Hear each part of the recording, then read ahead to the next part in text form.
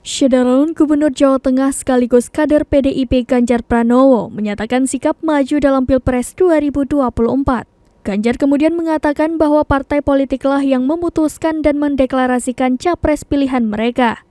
Ketua Ganjar Pranowo Mania Immanuel Ebenezer menilai persiapan Gubernur Jawa Tengah Ganjar Pranowo menjadi calon presiden menyiratkan dukungan Ketua Umum PDIP Megawati Soekarno Putri. Noel, sapaan akrab Immanuel dalam keterangannya pada Rabu 19 Oktober 2022, menilai bahwa Ganjar tidak akan melangkahi Megawati. Sinyal halus yang diberikan Ibu Megawati melalui kader terbaik Ganjar Pranowo dinilai akan meningkatkan elektabilitas PDI Perjuangan.